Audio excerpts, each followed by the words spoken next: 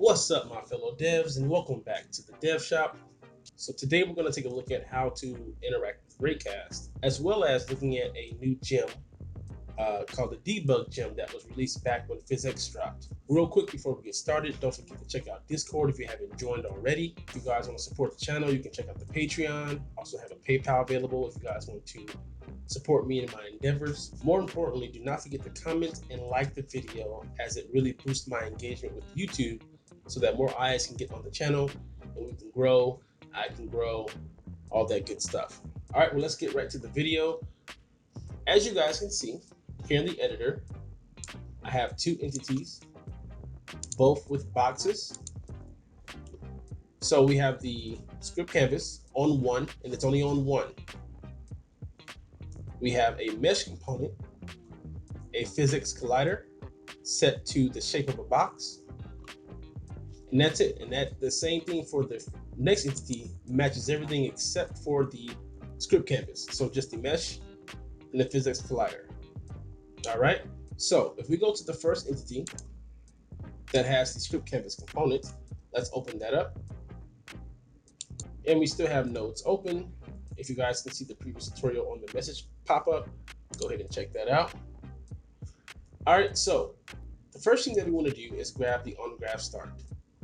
Since I'm not actually like shooting a weapon or do anything to that manner, we're going to need the on-graph start or the on tick in some cases to check our raycast. So on-graph start. All right, and let's go look at our raycast nodes. So we are using physics. So we want to go to world, and we have raycast local space and raycast world space. There are some use cases for local space, but we're going to mainly work with world space. So we want to drag that out.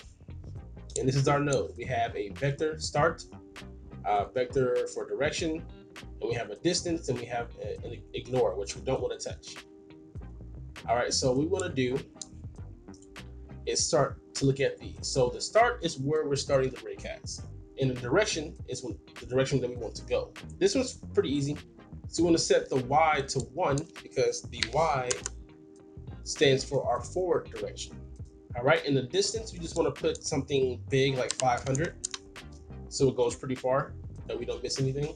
And for our vector start, we want to actually grab the translation of the entity because that lets us know basically the position. So if we put translation and we get world translation, that basically gives us our world position, where we are in the world. So I'm going to put this on the out into the end. Same thing with this node. Sorry, that's set. Wow. Get world position. Sorry about that. Drag it in. We want to start there. All right, and that's where we are right now. So for the output, when a raycast hits something, we can check if it hits something first before we start doing any logic. So that's very good to do. And we can get the position, the normal, the distance, and the entity for the result. And then we have different parameters that we can manipulate for the out. When we hit something, we can get a lot of information. All right, so what we want to do is use the debug. Instead of using print strings like I mentioned before, we're going to use the debug gem. So as you can see here, we have the debug, and we have a lot of options to draw certain lines and to entities and things like that. So the first one that we want to use is draw ray entity to entity. All right, so we want to draw self for the first one, meaning the first square, and we want to get the result to be on the second one. So it's going to draw a ray from one square to the other square, so we'll know that the ray is hitting said square. And we can provide a color if we want to. So I'm going to actually create a variable called color, and we're going to say ray color. Drag it out, get. Let's plug it in, and color goes there. And now if I click on ray color, I can choose a color. So let's say red. All right, another one we can use is draw text on screen. We can also do draw it on entity, but just to make sure we see it, We draw text on the screen. All right, and we can do this and we can use this for a number of things. I mean, we can, draw the name of the entity. So if I wanted to drag out from here, if I wanted to say get name, and we want the name of, what is the entity? No, not that one. Which one is it? Here we go. No, game entity. There we go. That's what we want. So let's empty this and plug that in. So we want to get the entity name, then plug that into the string, and then plug that for the finishing, and then we're good to go. Oh, and also for the color, it's going to be white. So I can make another variable for color, and let's say color screen name get. Plug it in here. There we go. Move on over.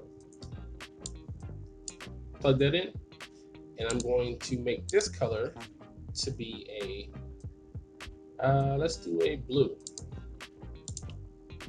All right, and that's pretty much our logic for our raycast.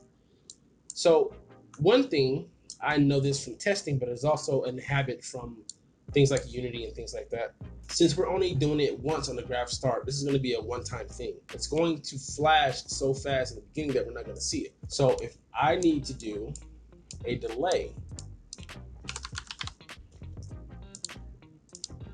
and that way we'll be able to see it. So I'm going to wait 1.5 seconds, and then it will do this so that we can actually see it when we hit start.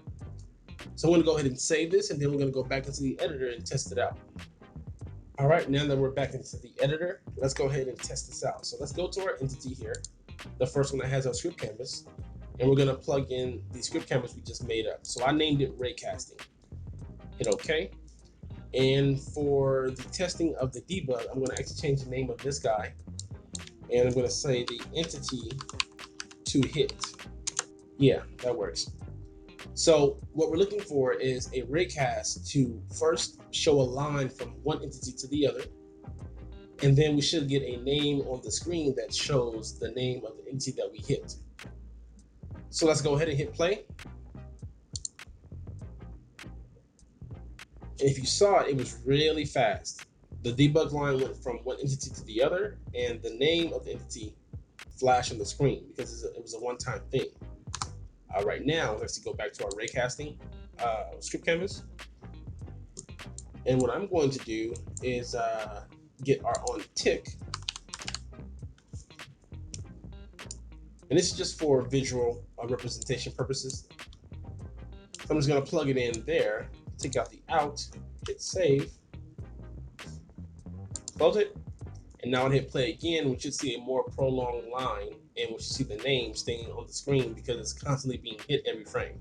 So let's hit play. Real quick, I cut this part from the video, guys, but if you go back into raycasting, make sure you delete the delay that was attached to the on-graph start when you're attaching the tick.